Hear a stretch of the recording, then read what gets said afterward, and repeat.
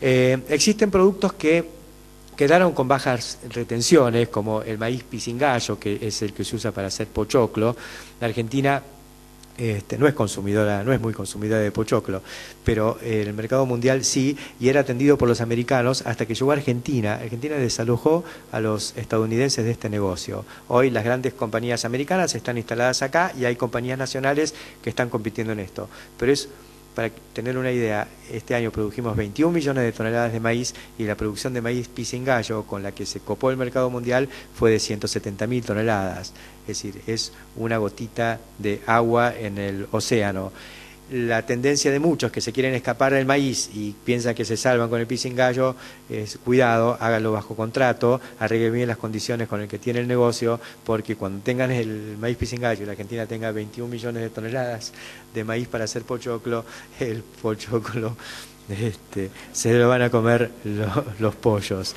Pero bueno, aparecen alternativas que el maíz pisingallo no tiene retenciones, además. O sea, es muy atractivo por eso. Pero bueno, hagan el 7 por 1000 de la superficie y no el 7%. Como en algunos planteos sucedía. Hay otras alternativas como la colza, que tampoco tiene retenciones y sería interesante para esta zona. Todo esto está en ebullición, el sector, y yo lo menciono porque el sector agropecuario está discutiendo estas cuestiones, porque la cosa es escaparse de donde hay mucha intervención de la política.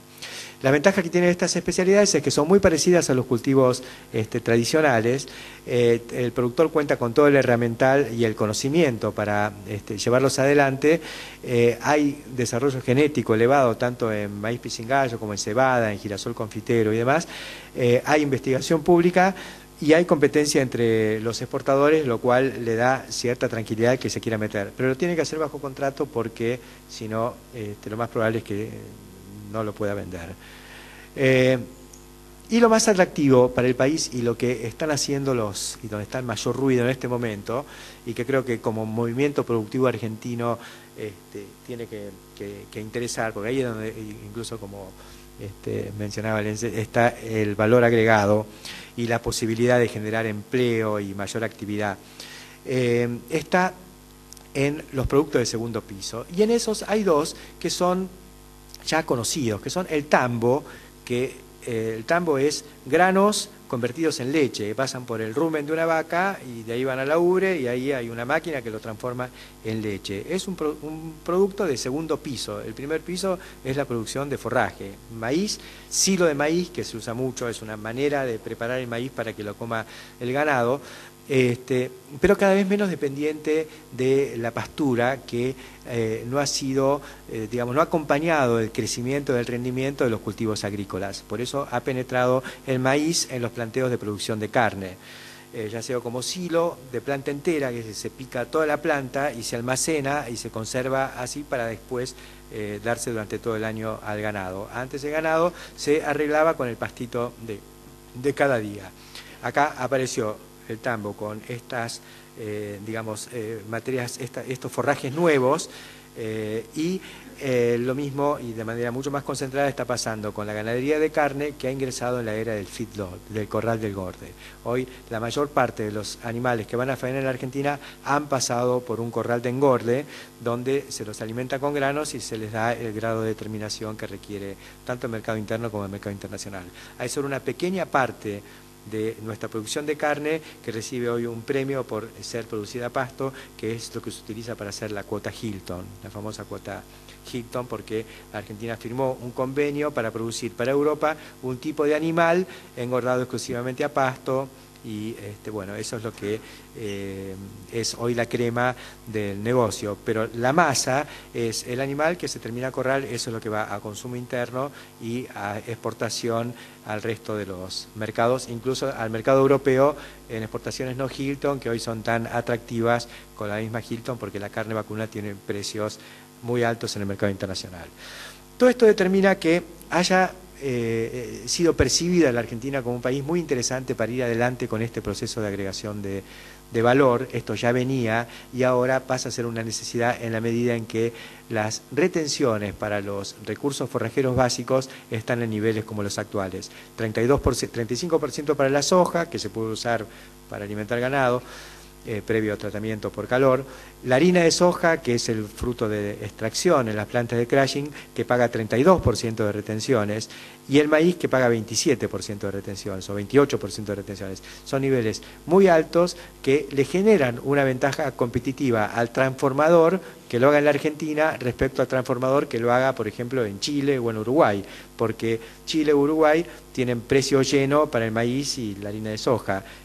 Ambos se la compran en Argentina. Entonces, un productor de cerdos o de aves de Chile hoy está en el peor de los mundos para competir con la Argentina, porque tiene que comprarle la harina de soja y el maíz a la Argentina para hacer su balanceado y lo tiene que pagar al precio internacional. En cambio, el transformador en la Argentina la paga al precio internacional, menos el flete, menos el 35% de retenciones en el caso de la soja o el 28% en el caso del maíz. Hay una perspectiva interesantísima. A mí me gustaría que no fuera sobre la base de una medida de gobierno tan restrictiva para el sector que produce el maíz y la soja, que los está castigando. Pero es lo que hay y esto genera digamos, interés en inversores que están metiéndose en este negocio de manera creciente. Concretamente en la industria avícola, el año pasado recibió una inversión de 50 millones de dólares por un grupo de empresarios argentinos que armó un polo totalmente integrado en Río Cuarto, que era una zona sin tradición avícola, pero con mucha harina de soja y mucho maíz, que es Avex, que, bueno, hicieron toda la infraestructura y demás, pero todavía no alcanzaron niveles de productividad elevados porque en la zona no hay pollos y a ellos les faltó, pensaron que los productores se iban a integrar armando galpones y criando pollos para ellos, pero ese proceso no se dio y hoy están ellos teniendo que invertir en esos galpones porque si no todo el resto de la inversión no entra en escala. Pero bueno, está pasando y es un proceso muy interesante. El resto del mundo está complicado porque van a tener que comprar maíz y soja argentinos, pero a precio internacional y transportarlo con el alto costo de los fletes actuales a los lugares de transformación. O sea, el que haga la conversión acá va a tener menos flete y menos precio por retenciones que yo pienso que llegaron para quedarse. La cuestión es poder venderle al gobierno un esquema, porque uno dice, bueno, me pongo a producir pollos o me pongo a producir lácteos o lo que sea para el mercado internacional, pero se lo va a capturar Moreno.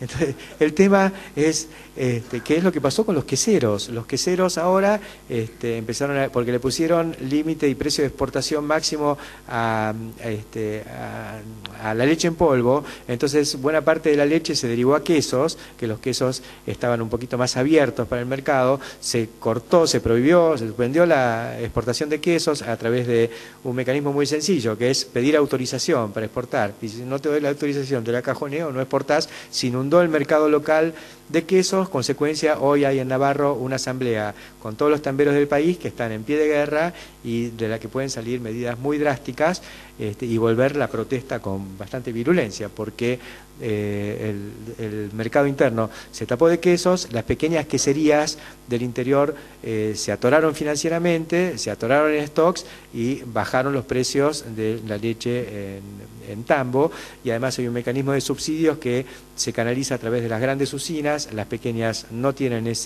esa compensación y la consecuencia es entonces que el mercado de lácteos está en un mal momento.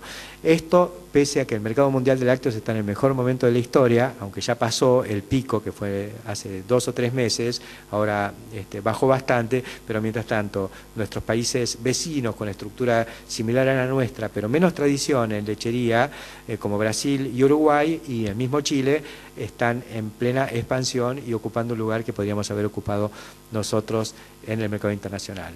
Así todo, hay emprendimientos industriales privados, como el Adecoagro, por ejemplo, que es un fondo de inversión que ha comprado muchos campos en la Argentina.